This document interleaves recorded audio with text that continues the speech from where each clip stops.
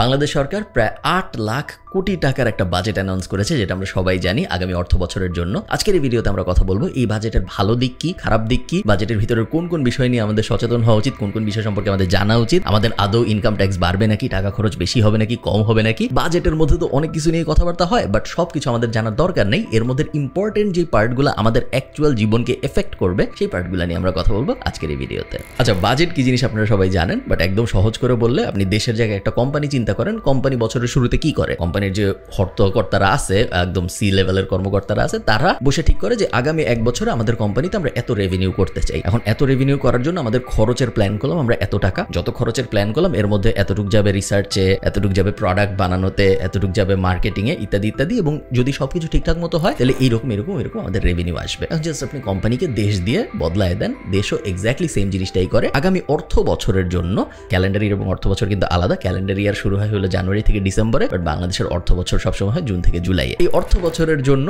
আমাদের এত টাকা ইনকাম করতে হবে দেশ চালানোর জন্য। একটা দেশের চলতে এত টাকা লাগবে, ৮ লাখ কোটি টাকা আগামী অর্থ বছরের জন্য। এবং এই ৮ লাখ কোটি টাকা ইনকামের এই উপায় আমাদের, এটাই যে জিনিসটা করা হয়েছে এটাকে বাজেট বলা হয়। সো বেসিক ৮ লাখ কোটি টাকা আমাদের লাগবে আগামী অর্থ বছরে বাংলাদেশকে চালানোর জন্য। এই ৮ লাখ কোটি টাকার মধ্যে প্রায় ৬ লাখ কোটি টাকার একটু কম, 5.4 সামথিং, এইটুক হইলো রেভিনিউ হবে। আপনারা বুঝতে পারতেছেন আমার ৮ লাখ কোটি টাকা লাগবে দেশ চালানোর জন্য, বাট আগামী এক বছরে আমার ইনকাম হবে আসলে ৫.৫ লাখ কোটি টাকার মতো। সো বাকিটুক ওইটুক যদি আমি না পারি ইনকাম করতে, তাহলে আমি দেশ কিভাবে চালাবো? ওইটুক আমি লোন নিয়ে চালাবো। সো বাংলাদেশ যখন বাজেট অ্যানাউন্স করে প্রত্যেক বছরই এটা হয়। বাজেটের একটা অংশ থাকে যেটা আমার ন্যাশনাল ইনকাম থেকে হবে, আর আরেকটা অংশ থাকে যেটা আমি লোন নিয়ে পূরণ করব। ন্যাশনাল ইনকামের পার্টটার যে ইনকামটা, ওইটা আসলে আমার আপনার ইনকাম, আমরা যে ট্যাক্স দিই সেই ট্যাক্সের টাকাতেই সরকার চলে। এবং প্রত্যেকবারের বাজেটের মূল যে পার্ট, সো এবারও ৮ লাখ কোটি টাকার বাজেট হয়েছে, তার মধ্যে 5.4 লাখ কোটি টাকার ইনকাম আসবে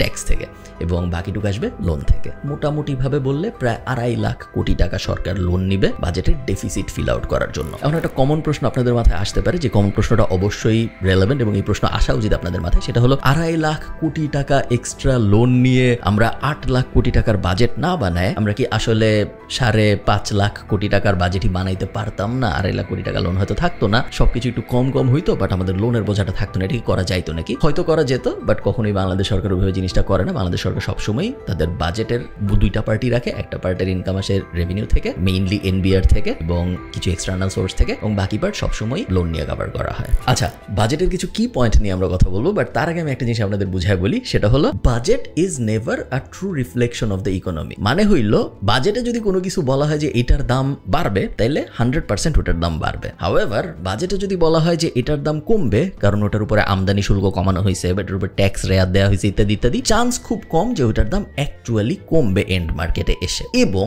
আমাদের জীবনযাপনের জন্য আমরা যা কিছু কিনি প্রত্যেকে তো আমরা জীবন চালানোর জন্য বিভিন্ন জিনিসপত্র কিনি, তাই না, রেগুলারলি। এই জিনিসগুলোর দাম না, বাজেট হোক বা না হোক, প্রতিনিয়ত বদলাইতে থাকে। আপনি চিন্তা করেন, রোজার মাসে আমরা দেখি বেগুনির দাম বেড়ে যায়, আমরা দেখি বছরের বিভিন্ন সময় গরুর মাংসের দাম বেড়ে যায়, মুরগির মাংসের দাম বেড়ে যায়, সয়াবিন তেলের দাম বেড়ে যায়, রেগুলার যে তেল যেটা গাড়িতে ভরে ওটার দাম বেড়ে যায়। ফর এক্সাম্পল, বছরে তো প্রত্যেক মাসে বাজেট অ্যানাউন্স হয় না। আমরা দেখি জমির দাম বাড়ে, আমরা দেখি বাড়ির দাম বাড়ে, আমরা দেখি জীবনযাত্রার ব্যয় বেড়ে যায়। বছরে তো প্রত্যেক মাসে বাজেট অ্যানাউন্সমেন্ট হয় না, বাট তারপরে এগুলো কেন বাড়ে? তার কারণ আমাদের ইনফ্লেশন ভিত্তিক ইকোনমির অবস্থা এখন এরকম যে বাজেট অ্যানাউন্স হোক বা না হোক, ওইটার সাথে জিনিসপত্রের দাম বাড়ার আসলে তেমন কোনো সম্পর্ক নাই। জিনিসপত্রের দাম যেভাবে বাড়তেছে সেভাবে বাড়তেই থাকবে। উল্টা বাজেটে যেগুলার উপরে আরো এফেক্ট দেওয়া হয়েছে, সো কারণ বাজেটে কোনো একটা কিছুর উপরে আবগারি শুল্ক বসানো হয়েছে, ওইটার দাম আরো এক্সট্রা বাড়বে, এমনিতেও বাড়তেছিল, এক্সট্রা বাড়বে। সো এই কারণে আমি বলতেছি যে বাজেট দেখে যে হ্যাঁ এটার উপরে এখন এত % ট্যাক্স বসানো হয়েছে, এটার দাম মনে হয় বাড়বে। ব্যাপারটা এমন না যে বাজেট না হইলে ওটার দাম বাড়তো না, তাও বাড়তো এবং চান্স আছে ওটার থেকে আরো বেশি বাড়তো। সো বাজেট দেখে অমুক জিনিসের দাম বাড়বে, অমুক জিনিসের দাম কমবে, এইটা নিয়ে চিন্তা করাটা আমার মনে হয় খুব বেশি ফিজিবল না বাংলাদেশের ইকোনমির জন্য।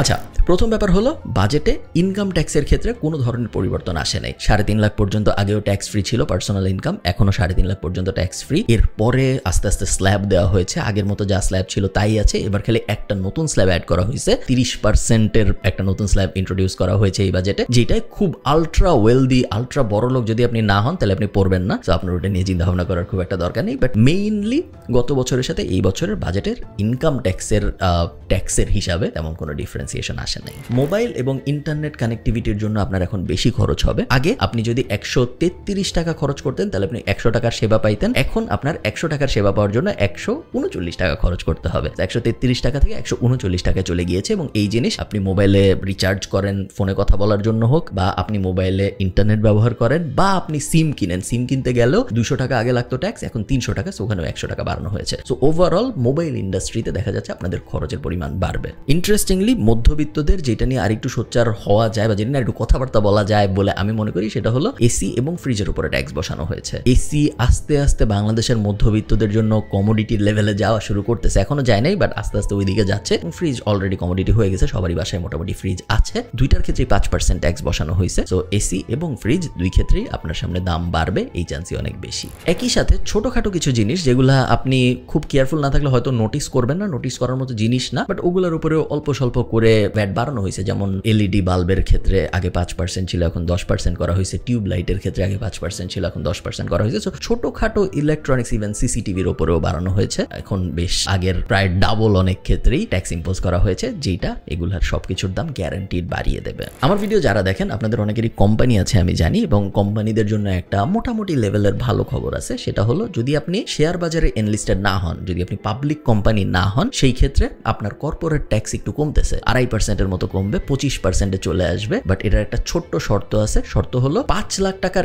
একক লেনদেন করতে হবে এবং বছরে মিনিমাম 36 লাখ টাকার লেনদেন করতে হবে। এই দুইটা জিনিস যদি আপনি করেন সেই ক্ষেত্রেই আপনার ট্যাক্স 27.5%, যদি আমি ভুল না করে থাকি, ওটার থেকে 25% চলে আসবে কর্পোরেট ট্যাক্স। আমি কম্পারিজনের জন্য বলতে পারি আয়ারল্যান্ডে আমি এই সেম ট্যাক্সটা দিই 12.5% আমার আইরিশ কোম্পানির জন্য, যেটা বাংলাদেশে এখন 25%, সো অলমোস্ট ডাবল। একটা ভালো ব্যাপার হইল আপনাদের অনেকেই provident fund, gratuity fund, pension fund, এরকম ভবিষ্যতের জন্য যে ইনভেস্টমেন্টগুলো করেন, এগুলো আপনাদের অনেকেই হয়তো আপনাদের কোম্পানির থেকে করে। আপনারা যদি সরকারি চাকরি করেন তাহলে তো সরকারি চাকরি থেকে এটাই রাখে, বাট বেশিরভাগ প্রাইভেট কোম্পানিতেই আসলে এই ধরনের ফান্ড থাকে। এই সব ফান্ডের ক্ষেত্রে কর আসলে কমানো হয়েছে, 15% থেকে 10% নিয়ে আসা হয়েছে, এবং ভবিষ্যতে আপনি যখন আপনার এই টাকা উইথড্র করবেন তখন আপনার কিছু টাকা সেভ হবে, কারণ আপনার কর কম দিতে হবে। আপনাদের যাদের শেয়ার বাজারে ইনভেস্টমেন্ট আছে, শেয়ার বাজার রিলেটেড একটা ইন্টারেস্টিং আপডেট আসছে। সেটা হলো বছরে যদি আপনার 50 লাখ টাকার বেশি প্রফিট হয়, সো 50 লাখ টাকা পর্যন্ত প্রফিট ট্যাক্স ফ্রি শেয়ার বাজারে। হাউএভার যদি আপনার 50 লাখ টাকার বেশি প্রফিট হয় তাহলে আপনার যে এক্সট্রা প্রফিটটা হচ্ছে, সো মনে করেন আপনার 60 লাখ টাকা প্রফিট হয়েছে, তার মানে 50 lakh tax free, 10 lakh taxable. ওই এক্সট্রা 10 লাখের উপরে আপনার 15% কর দিতে হবে, যেটা ইন্টারেস্টিং। আমার মনে হয় না এটা নিয়ে নেগেটিভ কিছু বলার আছে, তার কারণ আপনি 60 লাখ টাকা 50 লাখ টাকার বেশি প্রফিট করতেছেন, সো 50 লাখ টাকার উপরে আপনি যে প্রফিট করতেছেন ওইটার উপরে আপনি ট্যাক্স দিবেন, এটা তেমন কোনো খারাপ ব্যাপার না। আমি দেখেছি অনেক নিউজ পোর্টাল এটা নিয়ে কথাবার্তা বলছে যে শেয়ার বাজারে বিনিয়োগকারীদের মাথায় হাত ইত্যাদি ইত্যাদি। বাট বছরে আপনি যদি 50 লাখ টাকার বেশি প্রফিট করেন শেয়ার মার্কেট থেকে, এবং সেই 50 লাখ টাকার বেশি প্রফিটের উপরে যদি আপনার 15% কর বসে, আমার মনে হয় না ওটা তেমন একটা মেজর ইস্যু। আমি জানি না আপনাদের কি মনে হয়, আপনারা আমাকে কমেন্টে জানান। আমি সবকিছু আয়ারল্যান্ডের সাথে এক্সাম্পল দিয়ে মিলাচ্ছি, তার কারণ এই দুইটা মার্কেটেই আমার বেশ এক্সপিরিয়েন্স আছে। আমি ইন্টারন্যাশনাল শেয়ার কিনি, সো ইন্টারন্যাশনাল শেয়ারে ক্যাপিটাল গেইনস ট্যাক্স 33% আয়ারল্যান্ডে। সো আমার মনে করেন আমি অ্যাপেলের শেয়ার কিনেছিলাম $100, এখন অ্যাপেলের শেয়ারের দাম হয়ে গেছে $200। আমি যদি এখন অ্যাপেলের শেয়ার বেচি, ওই যে $100 আমার লাভ হইলো, ওই $100 $33 আমার আইরিশ সরকারকে দিয়ে দিতে হয়। আমার ভিডিও যারা দেখেন তাদের অনেকেই freelancing, IT business, service business, international ক্লায়েন্টদের সাথে কাজ করেন, এরকম বিভিন্ন বিজনেসের সাথে জড়িত। আপনাদের জন্য একটা গুড নিউজ আছে, আমাদের অনেক দিন পর্যন্তই ট্যাক্স ফ্রি ছিল, এবং এই বছর বলা হচ্ছিল যে আইটি রিলেটেড সেবা ট্যাক্স ফ্রি হয়তো আর থাকবে না, ওই ট্যাক্স রেয়াতটা সরায় ফেলা হবে। বাট এটা হয় নাই, এটা আরো 3 বছরের জন্য এক্সটেন্ড করা হয়েছে যদি আপনি ক্যাশলেসে ডিল করেন। ক্যাশে যদি ডিল করেন সেই ক্ষেত্রে আপনার জন্য এটা অ্যাপ্লিকেবল না, বাট আপনি যদি ক্যাশলেস ডিল করেন, আপনি টাকা ক্যাশে আদান প্রদান করতেছেন না, সবসময় ব্যাংকে হচ্ছে বা কন্ট্যাক্টলেসে হচ্ছে, এরকম যদি হয় সেই ক্ষেত্রে 19টা সেবা বলা হয়েছে যাদের কোনো ট্যাক্স দিতে হবে না। এর মধ্যে ই লার্নিং প্ল্যাটফর্ম থেকে, ফ্রিল্যান্সার থেকে শুরু করে, কল সেন্টার সার্ভিস থেকে শুরু করে, আমি এখানে লিখে রাখছি blockchain based solution, AI based solution. আপনি যদি অ্যাপ বানান, আপনি যদি সফটওয়্যার বানান, আপনি যদি ইন্টারন্যাশনাল ক্লায়েন্টদের জন্য সার্ভিস দেন, আপনি যদি অ্যানিমেশন রিলেটেড কাজকর্ম করেন, বিশাল একটা লিস্ট আছে, যেই লিস্টের কোনোটাই যদি আপনি পড়েন তাহলে আপনার কর্পোরেট ট্যাক্স জিরো। আপনার কিন্তু স্টিল ইনকাম ট্যাক্স দিতে হবে যদি আপনার ইনকাম হয় 3.5 লাখ টাকার বেশি। হাউএভার আপনার কর্পোরেট ট্যাক্স যেটা 25%, ওইটা হয়ে যাবে 0%। ইন্টারেস্টিং একটা জিনিস যেটা আমি শিওর এটা নিয়ে সবাই কথা বলবে, সেটা হলো মুঠোফোন। আপনি যদি বিদেশ থেকে ফোন নিয়ে যান বাংলাদেশে, প্রথম 2টা ফোন, সো আপনার সাথে 2টা ফোন থাকতে পারবে ট্যাক্স ফ্রি। থার্ড যে ফোনটা আপনি নিয়ে যাবেন, সো আপনি মনে করেন 3টা ফোন নিয়ে গেলেন বাংলাদেশে, থার্ড যে ফোনটা ওই ফোনের দামের ওপর, ওই ফোনের ক্রয় মূল্যের ওপরে আপনার ট্যাক্স দিতে হবে। এবং ওই ফোনের দাম যদি হয় 30,000 টাকা, আপ টু 30,000 টাকা, তাহলে আপনার 5,000 টাকা ট্যাক্স দিতে হবে এয়ারপোর্টে যখন আপনি নামবেন তখন। যদি দাম হয় 30,000 থেকে 60,000 টাকা, তাহলে 10,000 টাকা দিতে হবে ট্যাক্স। এবং যদি 60,000 টাকার বেশি হয় তাহলে 25,000 টাকা হবে ট্যাক্স। তো মনে করেন আপনি 3টা ফোন নিয়ে বাংলাদেশ এয়ারপোর্টে নামছেন আজকে। এই 3টা ফোনের মধ্যে থার্ড ফোনটা হইলো একটা আইফোনের দাম সাধারণত 1 লাখ টাকার বেশি হয়, আমি যদি ভুল না করে থাকি। এবং যদি তাই হয় তাহলে বাংলাদেশ এয়ারপোর্টে নামার পরে আপনার ওই থার্ড ফোনটার জন্য 25,000 টাকা ট্যাক্স দিতে হবে। আয়কর রিটার্ন নিয়ে প্রত্যেক বছরই আগের বছর থেকে অনেক বেশি সিরিয়াস হচ্ছে সরকার, এবং এটা খুব একটা খারাপ ব্যাপার না। আয়কর রিটার্ন নিয়ে সিরিয়াস হওয়া উচিত, কারণ না হলে যেহেতু সরকারের মেইন ইনকাম সোর্সই আসলে আয়কর, সো আয়কর ইনকাম করা নিয়ে যদি সরকার সিরিয়াস না হয়, এনবিআর যদি সিরিয়াস না হয়, তাহলে ইনকামও তো করতে পারবে না। এমনিতেও বাংলাদেশের বেশিরভাগ মানুষের এখনো মেন্টালিটি হলো ট্যাক্স যত কম দেওয়া যায়। তো ওই মেন্টালিটি থেকে আস্তে আস্তে শিফট করানোর জন্য সরকার বিভিন্ন সময় বিভিন্ন জিনিস করতেছে। আপনারা জানেন যে এই বছরও অনেক কিছু করা হয়েছে, বাট আগেও অনেক কিছু আগেও ম্যান্ডেটরি করা হয়েছিল যে ফিক্সড ডিপোজিট করতে হলে এখন থেকে আয়কর রিটার্ন জমা দিতে হবে, সঞ্চয়পত্র কিনতে হলে এখন থেকে আয়কর রিটার্ন জমা দিতে হবে, এগুলো আগের। বাট এই বছরও নতুন নতুন জিনিস করা হয়েছে, যেমন এখন যদি আপনি বিয়ের ভেন্যু বুকিং দিতে চান, তাহলে আপনি যে আয়কর দিচ্ছেন ওইটার যে সার্টিফিকেটটা ওইটা দেখাইতে হবে। যদি আপনি না দেখান তাহলে আপনি বিয়ের ভেন্যু বা যে কোনো ভেন্যু বুকিং দিতে পারবেন না। রেস্টুরেন্টের মালিক যদি আপনি হন, তাহলে আপনার আয়কর রিটার্ন ঝুলায় রাখতে হবে, যেটা সবাই দেখতে পারে এরকম একটা জায়গায়। যদি তা না থাকে তাহলে কর কর্মকর্তারা যদি আপনার রেস্টুরেন্টের ভিজিটে যায় এবং দেখে যে কোথাও ঝুলানো নাই আপনার এই লেটেস্ট অর্থ বছরের আয়কর রিটার্ন, সেক্ষেত্রে তারা আপনাকে ইমিডিয়েটলি জরিমানা করতে পারবে। কিছু কিছু জিনিস আছে যেগুলোর উপরে আমদানি শুল্ক বসানো হয়েছে, বাট আমার মনে হয় না ওগুলা খুব ম্যাসিভলি মানুষজনকে এফেক্ট করবে, বাট ওগুলা কিছু যায় আসে। যেমন বিদেশি ফুল আমদানির উপরে 10% ট্যাক্স বসানো হয়েছে, সম্ভবত বিদেশি ফল আমদানির ক্ষেত্রে হয়তো 5-10% ট্যাক্স বসানো হয়েছে। বাট আমাদের বাংলাদেশি কারেন্সি ডলারের সাথে এত বেশি ফ্ল্যাকচুয়েট করে, তো আমি আপনাকে মোটামুটি গ্যারান্টি দিয়ে বলতে পারি যে আগামী 1 বছরে ডলার এবং বিডিটির যে রেশিও এটা আরো 10%-এর বেশি বাড়বে। তো আজকে যদি $1 সমান 100 টাকা থাকে, 1 বছরের মধ্যে $1 সমান 110 টাকা হয়ে যাবে বা তার বেশিও হইতে পারে। এটা যদি সত্যি হয়, ডলার এগেইনস্টে বিডিটি রেশিও যদি 10%-এর বেশি ফ্ল্যাকচুয়েট করে, সেই ক্ষেত্রে ওই ফুল আমদানির ক্ষেত্রে 5% বসাইছে বা বিদেশ থেকে যে কোনো কিছু আমদানির ক্ষেত্রে 5% না 7% না 8% গুলো খুব একটা ম্যাটার করে না, তার কারণ ডিভ্যালুয়েশনের কারণে এমনিতেই এর থেকে অনেক বেশি ক্ষতি হচ্ছে। Don't get me wrong, matter করে, বাট আমি জাস্ট বলতেছি যে বাইরের ম্যাক্রো স্কেলে আরো বড় প্লেয়ার আছে, তো ওই করের ইম্পোজটা অত বেশি নেগেটিভলি এফেক্ট করবে না যখন অলরেডি আমার এত ক্ষতি হইতেছে। প্লাস বিদেশি ফল আমি ঠিক জানি না এগুলোর কনজিউমার অত বেশি নাকি না, বাট এই রিলেটেড বিজনেস যদি আপনার থাকে, আপনার এই ব্যাপারটা নিয়ে একটু ঘাটাঘাটি করা উচিত। এটা আমি জাস্ট 2টা এক্সাম্পল দিলাম, এরকম অনেকগুলো আছে যেগুলো আমার মনে হয়েছে অনেক মাইনর ব্যাপার, বাট আপনার যদি অবভিয়াসলি ওই ইন্ডাস্ট্রিতে বিজনেস থাকে তাহলে আপনার জন্য এটা অনেক মেজর একটা ব্যাপার, আপনার ওগুলো ঘেটে দেখা উচিত। এবার লাস্ট, কালো টাকা সাদা টাকা বিষয়ক একটা খুব কন্ট্রোভার্সিয়াল ব্যাপার অ্যানাউন্স করা হয়েছে। প্রত্যেক বছরই আমাদের বাংলাদেশে যেহেতু কালো টাকা একটা খুব বড় সমস্যা, তো প্রত্যেক বছরই কালো টাকা সাদা করার জন্য বিভিন্ন ধরনের সুযোগ দেয় সরকার। এই বছর এটা দেওয়া হয়েছে, বাট এই বছর যেটা করা হয়েছে সেটা হলো আপনার যদি কালো টাকা থাকে তাহলে আপনি 15% ট্যাক্স দিয়ে ওই কালো টাকা সাদা করে ফেলতে পারবেন, যেটা একটু আনফেয়ার। আসলে আপনি জিনিসটা আমার সাথে অঙ্ক করলেই বুঝতে পারবেন। মনে করেন আমি বাংলাদেশে একটা বিজনেস করি এবং আমার বিজনেসে ট্যাক্স হয় 25% প্লাস, এবং আমার পার্সোনাল ইনকাম ধরেন 10 লাখ টাকা, তো 3.5 লাখ টাকা পর্যন্ত আমার তো ট্যাক্স ফ্রি। এরপরে বাকি যে 6.5 লাখ টাকা আছে ওইটার উপরে আমার ট্যাক্স দিতে হয়। আমি যদি নর্মালি ট্যাক্স দেই, ধরেন কর্পোরেট ট্যাক্স আসবে আমার বিজনেস দিয়ে, আমরা চিন্তা করি মনে করেন আমাদের বিজনেসে 1 লাখ টাকা ইনকাম হয়েছে বছরে। এই 1 লাখ টাকা ইনকামে আমি যদি সব আইন টাইন মেনে চলি বাংলাদেশে, তাহলে আমার 25,000 টাকা দিয়ে দিতে হবে কর। বাট আমি যদি এই 1 লাখ টাকা আমার বালিশের নিচে লুকায় রাখি, তাহলে পরবর্তী বছরে ওই 1 লাখ টাকা আমি সাদা করব যখন, বালিশের নিচে লুকাইছে মানে কালো হয়ে গেছে, সাদা করব যখন, তখন আমি আসলে 15,000 টাকা দিয়ে পুরো 1 লাখ টাকা সাদা করে ফেলতে পারি। তো আমার ট্যাক্স সেভ হইলো আসলে 10,000 টাকা, আমি যখন জিনিসটা এই অ্যাঙ্গেলে চিন্তা করি। As a businessman, as an entrepreneur, আপনি এই জিনিসটা ভাবতেই পারেন, এবং যেইটা ভাবতেছে আমি কিন্তু তাকে অত দোষ দিতেও পারতেছি না, কারণ এটা একটা লিগাল লুপ হোল টাইপ ব্যাপার হয়ে যাচ্ছে। আপনি জিনিসটা চিন্তা করেন, ইন্টারন্যাশনালি আমরা অনেকেই জানি যে অনেকে ঠিক করে সে আমেরিকায় আর থাকবে না, সে আমেরিকার সিটিজেনশিপ বাদ দিয়ে দুবাই শিফট হয়ে যাবে। কেন করে? কারণ সে জানে যে আমেরিকায় যদি সে থাকে তার ফেডারেল ট্যাক্স দিতে হয় এবং তার লোকাল যেই শহরে সে থাকে ওই লোকাল ট্যাক্স তার দিতে হয়। এই দুইটা ট্যাক্স দেওয়ার পরে তার ইনকামের 40-45% পর্যন্তই দেখা যায় ট্যাক্সে চলে যায়। সে যদি দুবাই চলে যায় সেই ক্ষেত্রে তার ওই ট্যাক্স কমে 0% হয়ে যায় বা 2% হয়ে যায়। সো অনেকেই কিন্তু গত 5-6 বছরে আমেরিকার সিটিজেনশিপ বাদ দিয়ে, সিটিজেনশিপ ক্যান্সেল করে দুবাই বা মিডল ইস্টের বিভিন্ন দেশ বা অনেকে সাউথ এশিয়াও শিফট করছে। আমি জানি অনেকে আমাদের ইন্ডাস্ট্রির মানুষজন, আইটি ইন্ডাস্ট্রির মানুষজন আমি অনেককে দেখেছি দেখেছি আমার আমেরিকান বন্ধু বান্ধব যারা থাইল্যান্ড শিফট করছে, যারা মালয়েশিয়া শিফট করছে, কারণ তাদের মনে হচ্ছে যে আমেরিকা থেকে কি হবে, আমেরিকায় আমার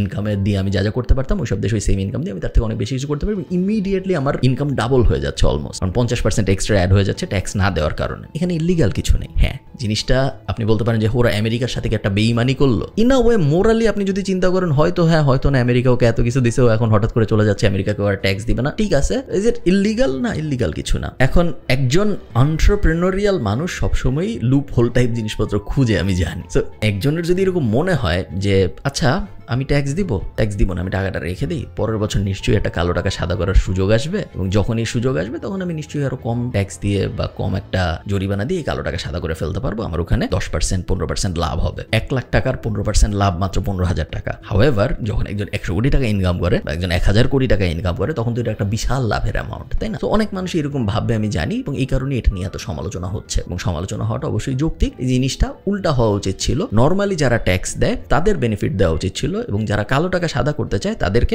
নর্মাল ট্যাক্স ব্র্যাকেটের থেকে এক্সট্রা পেনাল্টি দিয়ে ওই কালো টাকা সাদা করার সুযোগ দেওয়া উচিত ছিল। সো ফর এক্সাম্পল, নর্মাল মানুষ যদি 25% ট্যাক্স দেয় কর্পোরেট ট্যাক্স, কালো টাকা সাদা করার জন্য তার অবশ্যই এটা হওয়া উচিত ছিল 35% বা অ্যাটলিস্ট 30%, বা সমানও যদি ধরতো 25% তাও মানা যাইতো। বাট তাদেরকে যখন এটা 15% নিয়ে আসা হয় তখন জিনিসটা একটু আনফেয়ার মনে হয়, আমার মনে হয়েছে এবং সবারই মনে হয়েছে। সো দেখা যাক এই রুলটা থাকে নাকি থাকে না। আরেকটা জিনিস অনেক বেশি আলোচনায় আছে, সেটা হলো আমাদের যে টোটাল বাজেট হয়েছে এই বছর 8 লাখ কোটি টাকা, ওইটার প্রায় 15%, 14.24%। সো অঙ্কের হিসাবে আসে 1,13,500 কোটি টাকা। এই 1,13,500 কোটি টাকা বাংলাদেশ সরকার আগামী 1 বছরে ব্যয় করবে শুধুমাত্র সুদ দিতে। সো আপনারা যারা সঞ্চয়পত্র কিনছেন তাদেরকে সরকারের তো টাকা দিতে হয় প্রত্যেক মাসে, ওই টাকা যাবে এখান থেকে। সরকার যখন ইন্টারন্যাশনাল লোন নিছে বা সরকার যখন বিভিন্ন দেশ থেকে বা বিভিন্ন ব্যাংকিং IMF টাইপ জায়গা থেকে যখন লোন নিছে, ওই লোনগুলোর তো প্রত্যেকটার সুদ আছে, ইন্টারেস্ট আছে, সেই ইন্টারেস্টের টাকাও যাবে এখান থেকে। সো টোটাল বাজেটের প্রায় 15% সরকার খরচ করবে লোন পরিশোধ করার ইন্টারেস্ট হিসেবে, ঠিক আছে? সো এই জিনিসটা একটা চিন্তার বিষয়, এবং আপনারা এই ব্যাপারটা এরকমভাবে চিন্তা করতে পারেন পার্সোনাল লেভেলে। এগেইন আমরা ভিডিও শুরু করছিলাম সরকারকে সরকার হিসেবে চিন্তা না করে একটা কোম্পানি হিসেবে চিন্তা করতে, এখন আমরা এই ভিডিওটা শেষ করব সরকারকে সরকার হিসেবে চিন্তা না করে একজন মানুষ হিসেবে চিন্তা করতে। মনে করেন আপনার আগামী 1 বছরের চলার জন্য একটা অ্যামাউন্ট আপনি সেট করেছেন যে আমার জীবনে চলার জন্য এত টাকা লাগবে। এই টাকার মধ্যে কত পার্সেন্ট আসলে আপনার নিজের জীবন চালানোর জন্য ব্যয় করা উচিত ভার্সেস কত পার্সেন্ট আসলে আপনার সুদ পরিশোধের জন্য ব্যয় করা উচিত। আপনার মাসে ইনকাম যদি হয় 100 টাকা, সেই 100 টাকার মধ্যে 15 টাকা যদি আপনার ইমিডিয়েটলি চলে যায় সুদ পরিশোধ করার জন্য, সেই ক্ষেত্রে আপনি হয়তো একটা আনহেলদি ফাইন্যান্সিয়াল লাইফের মধ্যে চলে যাচ্ছেন। 15% ইটসেলফ অত বড় মনে নাও হইতে পারে, এবং এটা ডিপেন্ড করে আসলে আপনি ওই টাকাটা দিয়ে কি করতেছেন এটার উপরেও। জিনিসটা কিন্তু ভালোও হইতে পারে, খারাপও হইতে পারে, but it all depends on আপনি ওই টাকাটা দিয়ে আসলে কি করতেছেন তার জন্য। আমি লোন নিয়ে যদি একটা মর্টগেজ নিয়ে একটা বাড়ি কিনি, কথার কথা, ওটা একটা ভালো ডিসিশন হইতে পারে, তার কারণ মর্টগেজের ক্ষেত্রে আমার ইন্টারেস্ট আসবে 4%। আমার কাছে যে টাকাটা ছিল ওটা যদি আমি S&P 500 এ ইনভেস্ট করি তাহলে আমার হয়তো অ্যানুয়ালাইজড রিটার্ন আসবে 8% এর আশপাশে in a long span of time. So আমার আসলে লাভই হয় যদি আমি মর্টগেজ লোনটা নিই, সেটা একটা গুড ডেট। আবার আমি যদি তা না করে ক্রেডিট কার্ড দিয়ে জুতা কেনা শুরু করি, ওটাও একটা লোন, কিন্তু ওটা একটা বাজে লোন, কারণ ওইটা আমাকে আসলে কোনো অ্যাসেট বিল্ডিং এ হেল্প করতেছে না, ওইটা আমাকে কখনোই কোনো রিটার্ন দিবে না, এবং ওটা আসলে আমাকে একটা ব্যাড ডেটের দিকে ঠেলে দিচ্ছে। সো লোন ইটসেলফ খারাপ জিনিস না, লোনটা নিয়ে আপনি কি করতেছেন ওইটার উপর ডিপেন্ড করে যে আপনার এই লোন নেওয়ার ডিসিশনটা ভালো ছিল নাকি খারাপ ছিল। বাট আমার মনে হয় আমাদের সবারই সিটিজেন হিসেবে জানা উচিত যে আমাদের টাকা প্লাস আমাদের দেশ প্লাস আমাদের সরকার, আমাদের পুরো টাকাটার ডিস্ট্রিবিউশনটা আসলে কিরকম হচ্ছে। এগুলোই ছিল আমার মনে হয় যেগুলো আমার চোখে লাগছে বাজেটের ইন্টারেস্টিং বিষয়। আমাকে আপনারা কমেন্টে জানাবেন যে আপনাদের কি ইন্টারেস্টিং লেগেছে এই বাজেটের, এবং আমি চেষ্টা করবো কমেন্ট পরে উত্তর দিতে। আমি শিওর অনেক কিছু আমি মিস করে ফেলেছি। আমি যখন বাজেটের ব্রিফ পড়তেছিলাম মেইনলি আমার চোখ গেছে এমন জিনিসে যেগুলো আমাকে এফেক্ট করে, এবং আমি শিওর আপনাদেরও তাই হবে, আপনাদেরও এমন জিনিসের দিকে চোখ যাবে যেগুলো আপনাদের এফেক্ট করে। যেমন ধরেন গুঁড়া দুধের উপরে শুল্ক সরানো হয়েছে ফর এক্সাম্পল, আমার তেমন কিছু যায় আসে নেই, বাট আমি শিওর অনেকেরই অনেক কিছু যায় আসবে। আমাকে আপনারা কমেন্টে জানাবেন আপনাদের বাজেটের কোন জিনিস ভালো লাগছে এবং আপনাদের বাজেটের কোন জিনিস খারাপ লাগছে। ভালো থাকেন, টাটা।